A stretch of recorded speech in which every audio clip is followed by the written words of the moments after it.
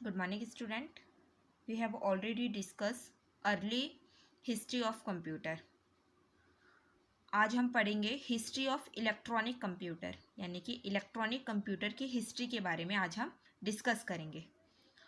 After mark one, यानी कि जो मार्क वन हमारा इन्वेंशन हुआ था, इलेक्ट्रोमैकेनिकल कंप्यूटर का जो डेवलप किया गया था, जिसका नाम क्या था, मार्क फर्स्ट था. तो मार्क फर्स्ट के बाद इम्प्रूवमेंट इन टेक्नोलॉजी में क्या आया था, यहाँ पे इम्प्रूवमेंट हुआ था. Led to the development of electronic computer which ran on electricity and worked automatically to complete given task. Electronic computer का विकास हुआ और किससे चलता था, ये बिजली से यानी कि इलेक्ट्रिसिटी से चलता था.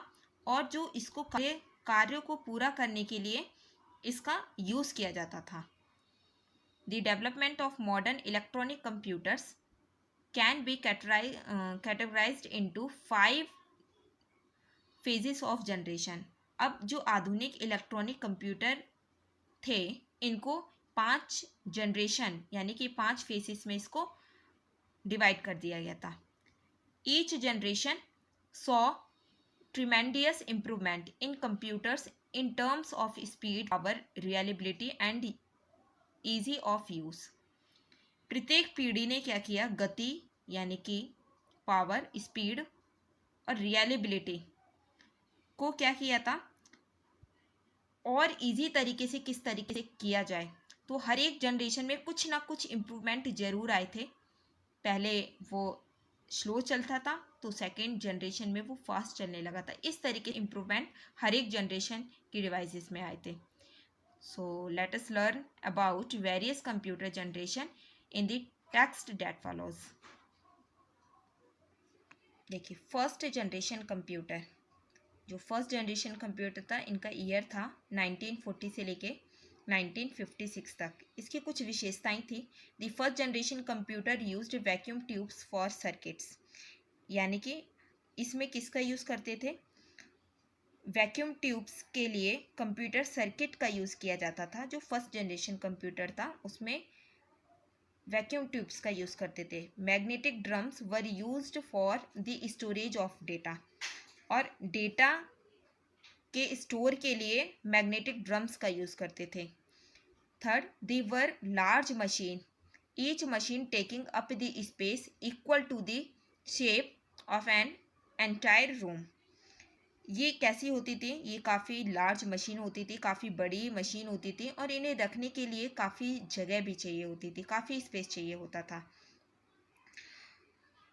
ये मान के चलो कि ये जो बड़ी मशीन होती थी, और हर एक मशीन को एक पूरे कमरे के आकार के बराबर समझो, एक पूरे आकार के बराबर ये जगह लेती थी. जो हमारा कमरा होता है ना, उसके बराबर ये जगह लेती थी. दे वर वेरी एक्सपेंसिव, और ये महंगी भी बहुत ज़्यादा होती थी. They use lots of electricity and generated too much of heat, और बहुत सारी यानी कि लॉट्स ऑफ इलेक्ट्रिसिटी का यूज़ करती थी, और इनसे जो हीट होती थी वो भी बहुत ज़्यादा हीट निकलती थी.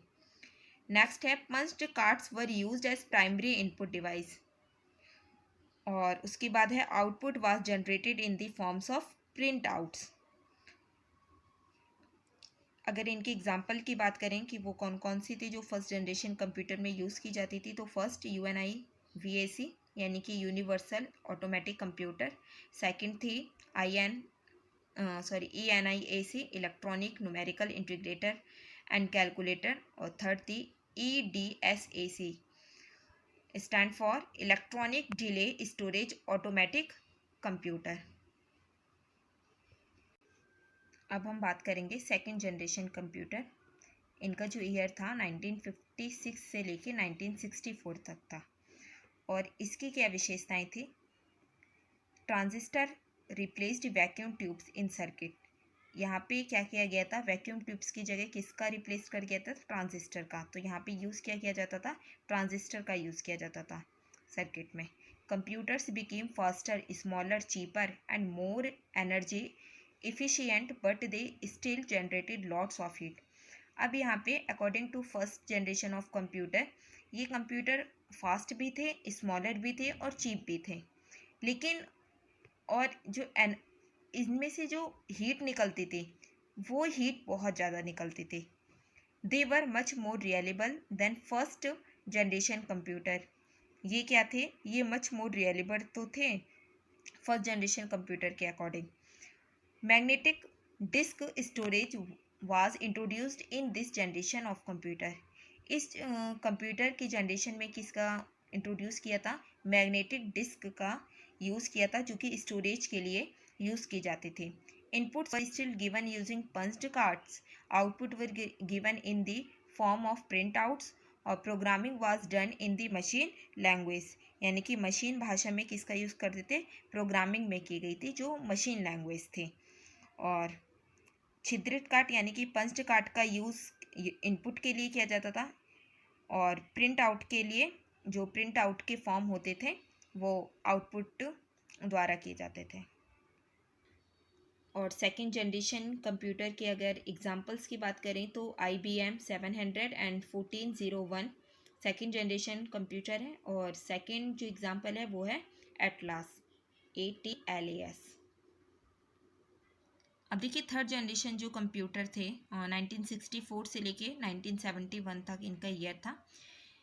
यहाँ पे क्या किया जाता था, the use of integrated circuit was the main features of the third generation of computer, यानी कि थर्ड जनरेशन कंप्यूटर की जो मेन फीचर्स थे वो क्या था, इंटीग्रेटेड सर्किट का यहाँ पे यूज़ किया जाता था। फर्स्ट में वैक्यूम ट्यूब्स, सेकंड में ट्रांजिस्टर, और यहाँ पर किसका यूज़ किया जाता था, इंटीग्रेटेड सर्किट का। ट्रांजिस्टर का यहाँ पर यूज़ जो होता था according to second generation of computer, यहाँ पर जो साइज़ था वो छोटा था, और यहाँ पर एक सिलिकॉन चिप्स का भी यूज़ किया जाता था, और एक पोस्टेज स्टैम्प के साइज का था। सिलिकॉन चिप्स लगाते थे और जिन पर क्या करता था, जो कि पोस्टेज स्टैम्प के साइज का था जो सिलिकॉन चिप थे। This increased the speed of and efficiency of computer. इसने कंप्यूटर की गति और दक्षता को क्या कर दिया था, बढ़ा दिया था, इंक्रीज कर दिया था कंप्यूटर की जो स्पीड थी। Keyboard and monitor were introduced as input and output device. अब यहाँ पे इनपुट एंड आउटपुट डिवाइस के रूप में किसका यूज़ करने लगे थे हम, कीबोर्ड एंड मॉनिटर का यूज़ करने लगे थे। और ऑपरेटिंग सिस्टम की पहली बार इसी जनरेशन में क्या होता है, पेश किया गया था। जो ऑपरेटिंग सिस्टम था इसमें सबसे पहले इंट्रोड्यूस किया गया था थर्ड जनरेशन ऑफ कंप्यूटर में। Computer began to be used widely as they became cheaper, smaller and easier to use. देखो according to first and second generation में यहाँ पर जो था कंप्यूटर वो कैसा था, उनके अकॉर्डिंग सस्ता था, छोटा भी था, और इनका यूज़ करना भी आसान हो गया था। अगर इनके एग्जांपल्स की बात करें तो एल्चेयर the first personal computer was developed in 1974। अब नेक्स्ट है fourth generation computer 1975 till today. देखिए फोर्थ जनरेशन कंप्यूटर में माइक्रो प्रोसेसर का इन्वेंशन किया गया था, और यहाँ पर एक जनरेशन में इसमें यूज़ किया गया था VLSI सर्किट का यूज़ किया गया था, यानी कि very large scale integration. Computer became much smaller. Computer पहले के अकॉर्डिंग काफ़ी ज़्यादा छोटे हो गए थे, और इनका यूज़ करना यहाँ पर और ज़्यादा इजी हो गया था। यहाँ पर इनको रखने के लिए एक बहुत बड़े रूम की ज़रूरत नहीं थी, ये बहुत कम स्पेस लेते थे इनको रखने के लिए, और इनके जो ख़रीदना था वो भी बहुत ज़्यादा आसान हो गया था। High capacity mass storage device, इनमें हम काफ़ी ज़्यादा डाटा अपना यहाँ पे कैपेसिटी उनकी थी वो काफ़ी हाई थी, हम यहाँ पर स्टोर करके रख सकते थे। जैसे कि अगर मैं बात करूँ high capacity mass storage device की तो वो कौन कौन से थे, जैसे कि hard disk, compact disk and DVD। Pointing device की बात करें तो पॉइंटिंग डिवाइस थे such as the mouse became popular among computer user. ठीक है, high capacity mass storage device कौन कौन से थे हमारे, हार्ड डिस्क, कंपैक्ट डिस्क और DVD। और पॉइंटिंग डिवाइस कौन सा था हमारा, माउस। ठीक है, ये किस में आए थे, हमारे फोर्थ जनरेशन कंप्यूटर में आए थे। एग्जाम्पल है all modern day personal computer, यानी कि आधुनिक समय में जो भी हम मॉडर्न डे में जो हम पर्सनल कंप्यूटर का यूज़ कर रहे हैं वो क्या है, वो फोर्थ जनरेशन कंप्यूटर की ही देन है। अब हम बात करेंगे फिफ्थ जनरेशन कंप्यूटर, यानी कि प्रेजेंट जनरेशन, इस टाइम जो चल रहा है वो क्या है, वो फिफ्थ जनरेशन कंप्यूटर है।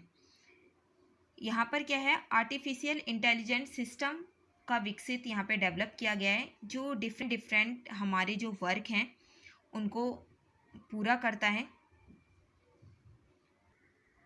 अब वो डिफरेंट डिफरेंट टास्क कौन से हैं, डिफरेंट डिफरेंट वर्क कौन से हैं जो आर्टिफिशियल इंटेलिजेंट सिस्टम के डेवलप होने से पूरे हो रहे हैं। लाइक वॉइस रिकॉग्नाइजेशन, यानी कि ये हमारी आवाज़ है उसको पहचान सकता है, और ये तस्वीर से जो वस्तुओं की पहचान होती है वो कर सकता है।